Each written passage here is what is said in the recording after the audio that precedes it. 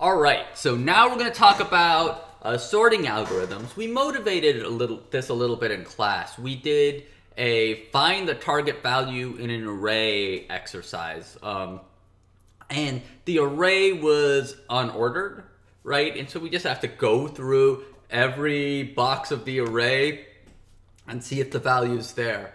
Our job gets easier if we have some sort of order to it, unsurprisingly, right? We can start in the middle, a lot like we did in the pick a number game where we picked the number 50. Remember the bar game, right? You could guess the number in 7 tries, right? And so you start in the middle, and you know pretty quickly if the number you're looking for is above or below if this thing happens to be sorted, right? If you're like, the number I'm looking for is greater than the number in the middle, I'm going to look to the right of the array if it's in ascending order.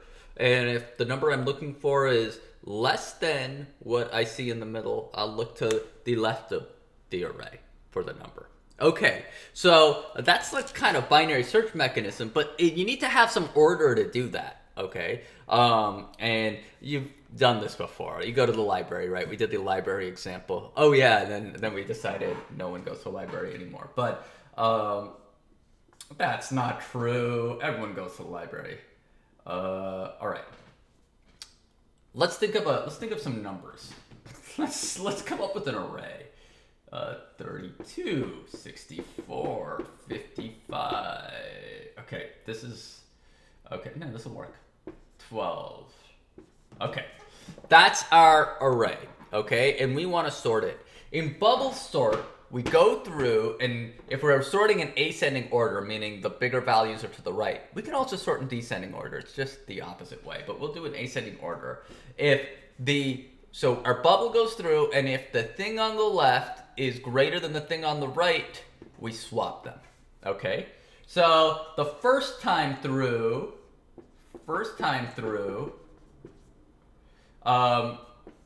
we go 32 and 64, so our bubble compares these two and goes, nah, we're all good, right? 64 is greater than 32.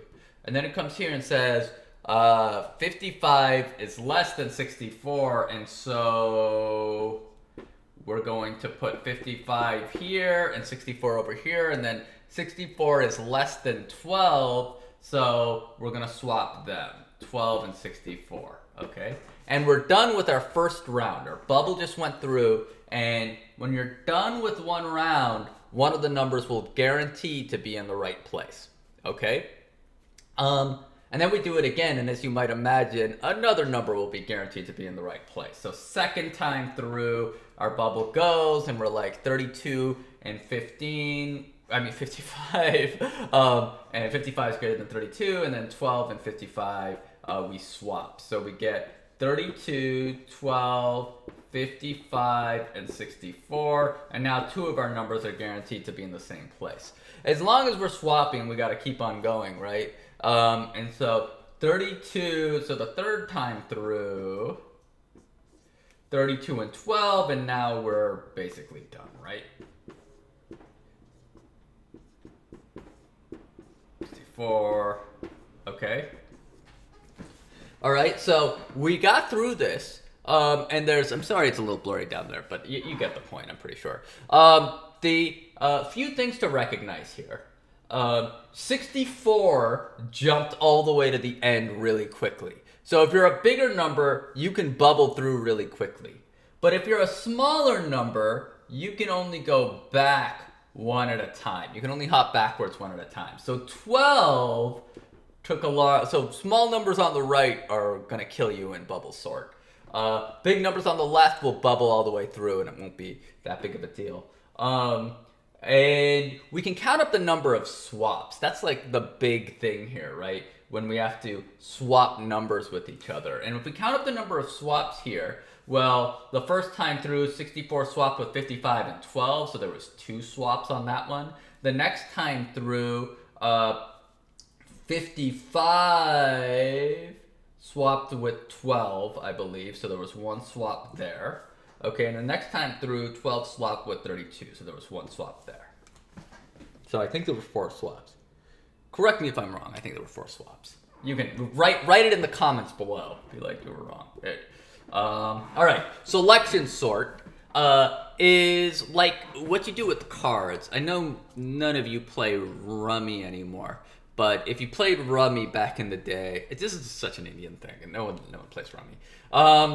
What you do is you find the lowest number, and you swap whatever's in the first index with the lowest number, and then you find the second lowest number, and you swap whatever in the in the first index with that number. So you go to the 0th index and you put the lowest number at the 0th index, and you put the second lowest number at the first index, and you're just swapping whatever happens to be there at a given time. So in this case, 12 will be able to jump all the way to the beginning, right? So that's kind of cool in a sense. All right, so let's see what happens here. So the first time through, we say, what's the lowest number? And we find it's 12. And so we take that and we swap that with whatever's at 0. So we get 12, 64, 55, 32. And a lot like bubble sort, well, that's guaranteed to be in the right place because we forced it to be in the right place. We literally swapped the value. So 32 took a giant leap, okay? And then what do? Well, we find the second lowest number and we swap it with this value, okay? And the second lowest number happens to be 32, so 32 comes here, okay? And we got 55 and 64, and we're done, okay? We can go through and try to find the third lowest value and fourth lowest value, but we're never gonna swap after this. So we got this done in 2 swaps. Notice 12 has a chance to jump all the way back. Didn't have that chance in bubble sort, so that's an advantageous in a way. Okay. Anything else interesting about this? I don't think so. 12 jumps there. 32 jumps there. Yeah, that's right. And once 32 switches with 64, we are done. Yeah. Okay. So that makes sense. So there was 2 swaps here. Again, if I messed that up, write it in the comments. Write like a retort video. You know, like those people do those like retort videos. Hold up. Look at what he says here. Okay, so these are our simple algorithms. We're not going to talk about big O just yet. But what we will do is we'll have you program both of these to order the boxes like we talked about in class. So there'll be some sample code, and I'll talk about those projects in the next video. So I'll see you there. But before that, you'll answer a few questions.